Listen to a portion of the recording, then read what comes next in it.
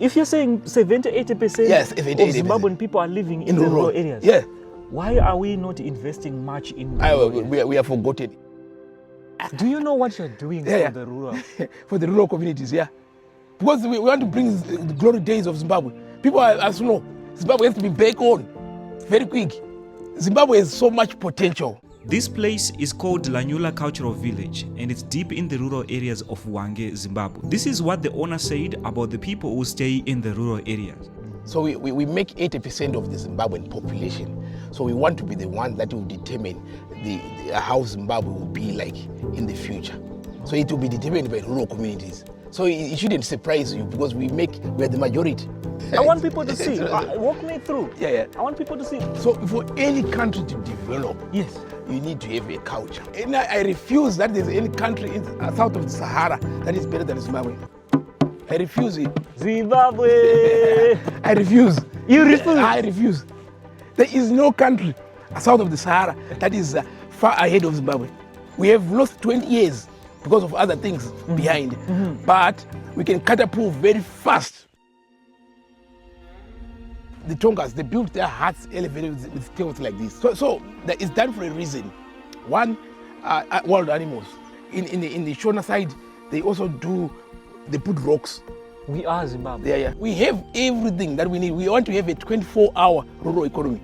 Then I want to talk about something. Yeah. I'm looking at you as someone who went out there, gained exposure. You saw everything. I saw everything. And yet you decided to come back here. Yeah. Why? The potential is here. The potential in Zimbabwe is better. Because the thing is, you went there, you saw everything. You could have chosen that kind of life, but you are here. Yeah, but what life is there? People are living on credit. It's not life. I thought maybe life is better there. No. They are lying. They're lying. Apana. How long have you been staying in the UK? 25 years. 25 years? Yeah. Apana unyepero.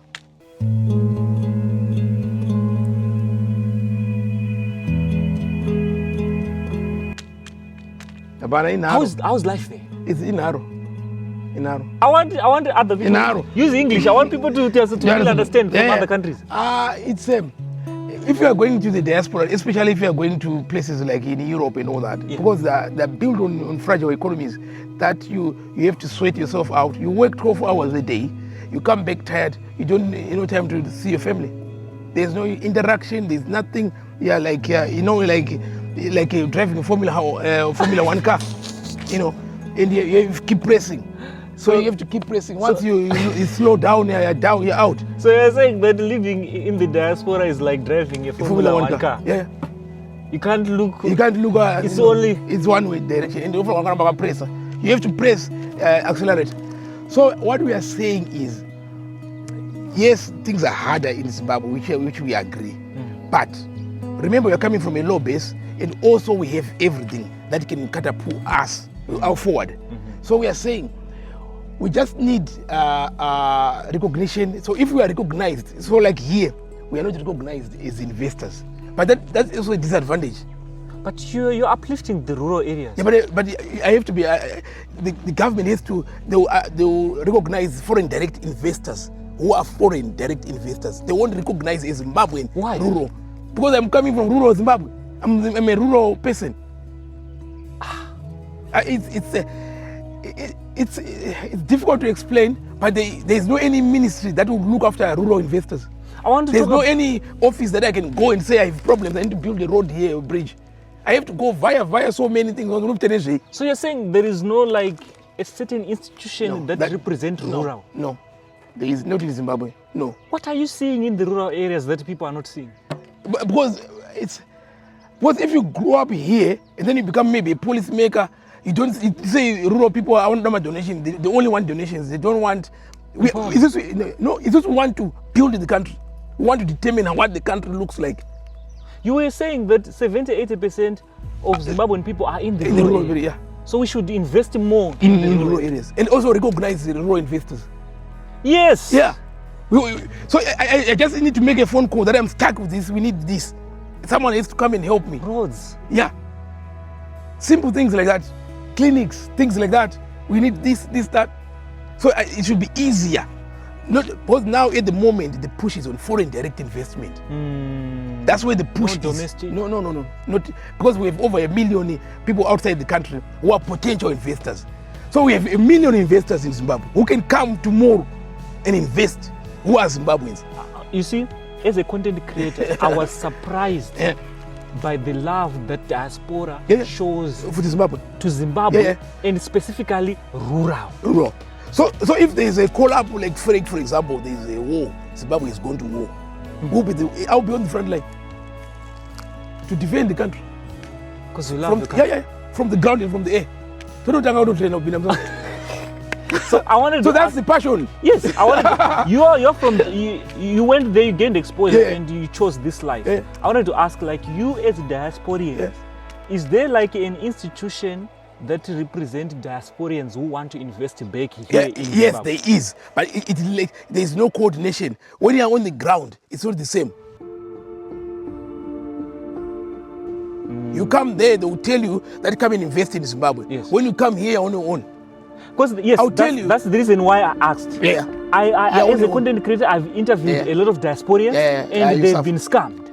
They've tried to invest here. They're losing thousands of money. It's harder when you come on the ground. It's a different story from what they tell you. So what we are saying is there has to be some systems that also recognizes domestic investors who are really economists. Both here, if I tell you the number of people that we employ here, and also the number of people that we've sent into education. And you're providing water to the local community. And the local community. Water. 24/7. Yeah, 24/7. What about gardening? People are here gardening with the water we provide them. Here? Yeah. So the missing link is on nurturing people like us. We are on our own. Because we just need somebody who looks after us.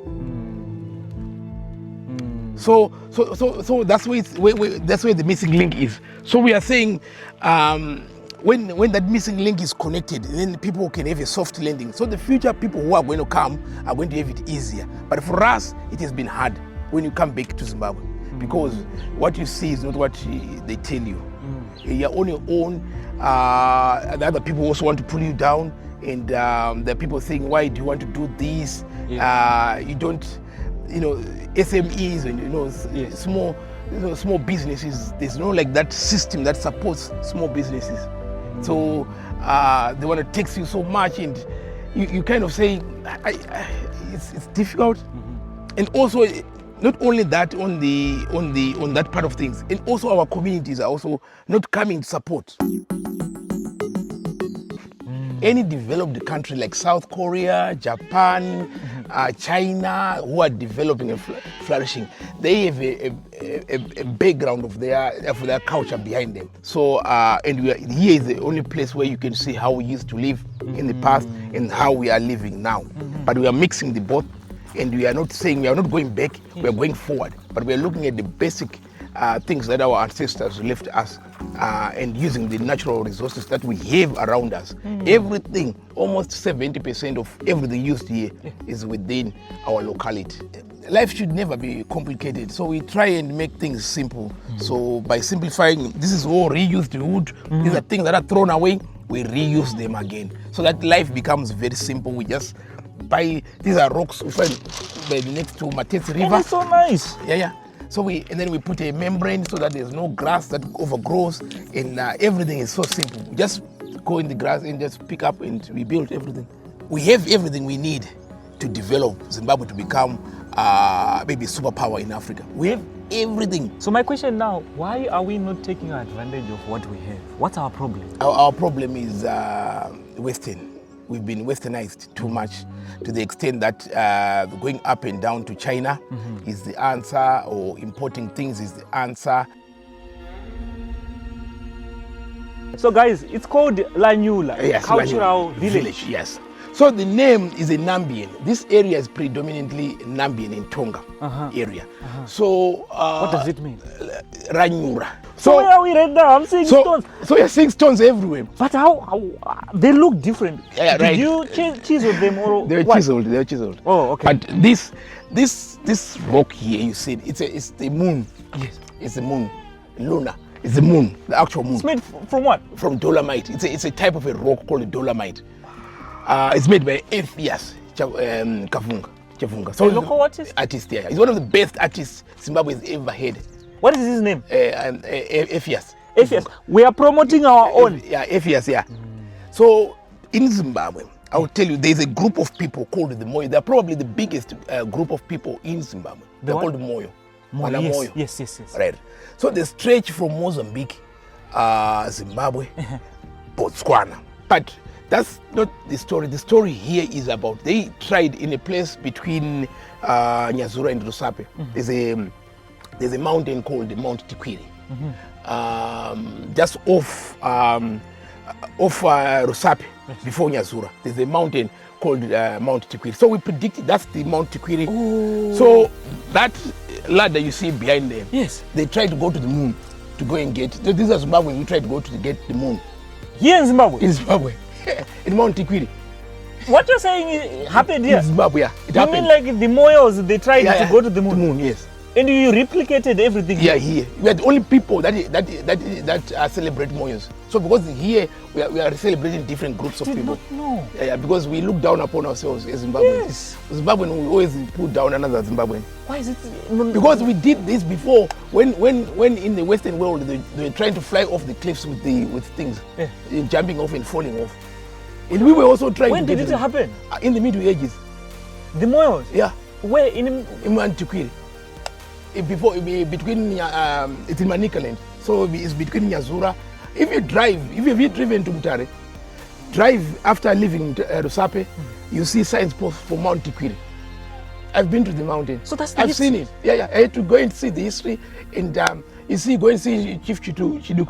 I would definitely go there. Guys, you are watching this video. This is my first time hearing something like that. We are the only village. And I'm the only one who celebrates the Moyos of Zimbabwe. My question now is, I'm so ashamed. Why is it that I don't know? Because we look down upon ourselves. Even in the history books. I know the French Revolution like the back of my hand like this. And I don't even know something that is happening to my name. It's by nature. We look down upon. We don't tell our own stories. Because we have to have somebody to tell us, to say, where did you research that? I have to go there to Rusape. I have to travel to Ganda Nyemba in Botswana to go and find the Moyos in Botswana. I have to go to Plumtree to find the Moyos there. I have to go to Mozambique to go and find the Moyos, and then to match the whole story. So it's you have to do it yourself. I traveled to Ganda Nyemba. Do you have students who are coming here to learn this stuff? Yeah, the local students are coming. Local? They come. But it has to, you can do so much. It has to come from the basics. We have historians in Zimbabwe here. They'll concentrate about the French Revolution. That's the thing. Like me, I'm telling you, I know. The bourgeoisie and all stuff like that. That's what they want to know.